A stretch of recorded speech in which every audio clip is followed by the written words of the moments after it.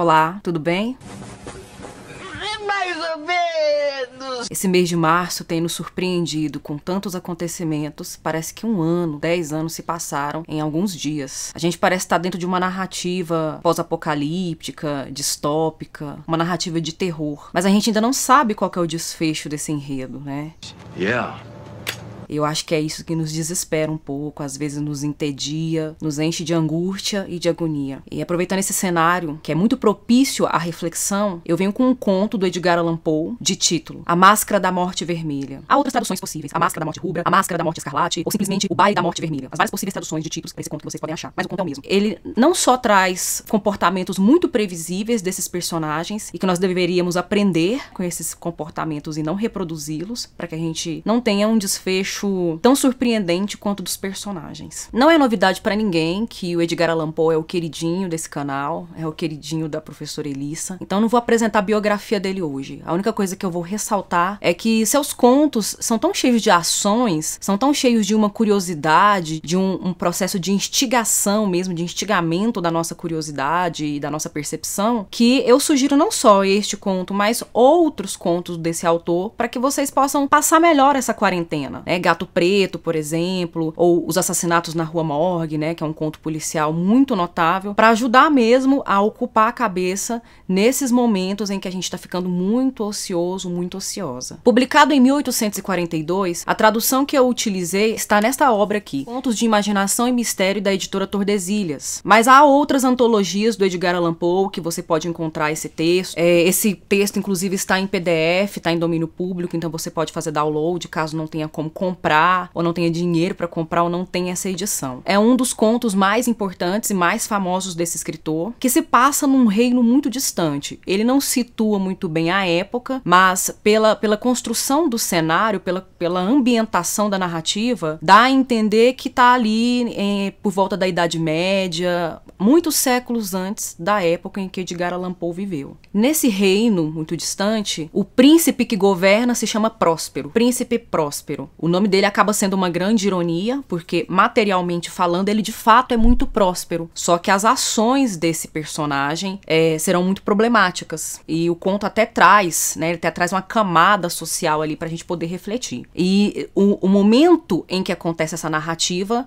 o reino do Próspero, do Príncipe Próspero, está sendo assolada por uma peste terrível, uma peste sanguinolenta, que mata as pessoas em meia hora, né, meia hora depois do contágio, a pessoa morre, expelindo sangue por todos os orifícios, por todos os poros, jorra sangue. Então essa é a marca da peste, né? Ser muito vermelha, ser muito sanguinolenta. E aí, para se resguardar, para se proteger, o príncipe Próspero resolve chamar toda a alta nobreza dos seus domínios para se esconder, para se resguardar no seu grande castelo. As portas são trancadas, os portões de ferro são soldados, as chaves jogadas fora para não correr o risco de ninguém entrar e de ninguém sair. Enquanto lá do lado de fora, as pessoas simples, comuns, a população plebeia está sendo dizimada, está sendo exterminada por essa peste. E dentro desse castelo são 6 meses, decorrem 6 meses de festa, de comida, de danças, de músicas sendo tocadas nos salões, toda a aristocracia, toda a alta nobreza reunida ali, se divertindo como se nada tivesse acontecendo lá fora, e a plebe morrendo impiedosamente fora dos domínios do castelo. É interessante porque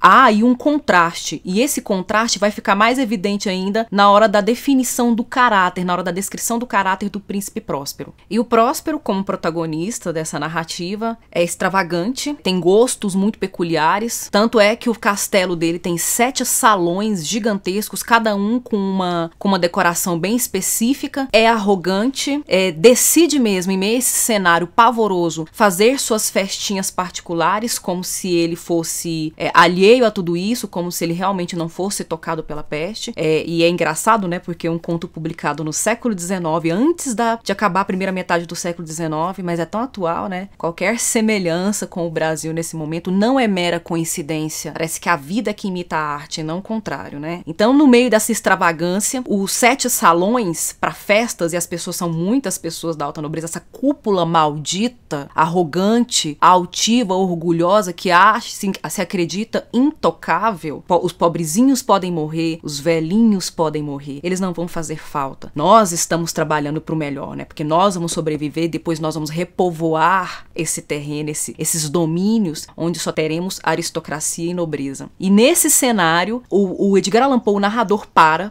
poder contar desses 7 aposentos, desses 7 salões. E o mais perturbador é o 7º, que vai remeter mesmo a uma atmosfera típica dos contos de Edgar Allan Poe. Então, portanto, esse 7º aposento é mais sombrio e assustador. É dos mais extravagantes, mas ele também é sombrio e assustador porque ele é todo preto, ele é todo escuro e apenas as janelas, os tapetes e as cortinas são de uma cor escarlate. Ali dentro desse 7º salão tem um grande relógio de ébano. O ébano é uma madeira bem escura, né, bem negra, então contextualiza mesmo essa atmosfera mais sombria do Edgar Allan Poe. Ele sempre toca, toda vez que bate novas horas, as badaladas dele são muito estarrecedoras, macabras mesmo, um som angustiante e aterrorizante ao mesmo tempo. E todos que estão ali, até os músicos, no momento das badaladas do relógio, param, ficam atônitos, esperando acabar. É como se eles entrassem num estado mesmo de transe, mas de transe assustador. E aí, no meio de toda essa extravagância, como se já não fosse o suficiente, o Próspero resolve dar um baile de máscaras. Pelo menos isso ele sabe fazer, usar máscara. Esse baile de máscaras não chegava a ser um aniversário, uma petulante comemoração de festa de aniversário, mas foi tão perturbador quanto. Foi como se fosse de fato um pesadelo, assim como na vida real, porque as máscaras que os seus convidados usavam pareciam sonhos deslizantes, sonhos... Não, eu já vi coisa muito pior na vida real, é só ligar a televisão que eu tô vendo. Você pirou, mulher? Tá rindo de quem? Mas enfim, pareciam fantasmas, né, criaturas espantosas, mórbidas, até que bate o sino da meia-noite, né, o relógio toca a meia-noite, às 12 badaladas, todos param diante daquela situação. Olha como os elementos, os signos do macabro, os signos do terror são muito, apesar deles serem um clichê nas narrativas de terror, são muito bem usados dentro do conto do Edgar Allan Poe. E aí quando bate a meia-noite, quando soa a meia-noite, todos param e aparece uma figura muito incógnita, uma figura misteriosa que até então não estava no meio de todos ali, no último salão, no salão negro de cores escarlates, de cores escuras e vermelhas misturadas. E essa figura que surge, esse convidado inesperado, era nada mais, nada menos que a Morte Vermelha. A morte que se personifica, que se coloca diante do grande anfitrião, merecedor dessa visita, né? Diga-se de passagem. E aí o desfecho eu vou deixar por conta de vocês. Vocês vão ver o que vai acontecer nessa conversa, nesse diálogo. Mas é bom ressaltar, é bom lembrar que uma pessoa arrogante, extravagante, impiedosa e egoísta como o Príncipe Próspero não merece se safar do encontro com a Morte Vermelha. I know. Bem, pessoal, esse é um pouco, né, que eu tinha pra falar, além de ser um comentário sobre o conto do Edgar Allan Poe, é também uma indicação, uma sugestão, tá? Fiquem em casa, não são todos que têm o privilégio de poder ficar em casa, então se você pode, fique, e não surte, cuide de sua saúde mental, cuide de se ocupar. Eu vou trazer mais textos, eu vou trazer mais contos, então siga o canal, curta, compartilhe com outras pessoas que também estão numa situação de ansiedade, porque as narrativas que vou trazer a partir de agora são narrativas mesmo que estão me ajudando e eu espero poder compartilhar com vocês para poder auxiliá-los. Se cuidem. Até a próxima.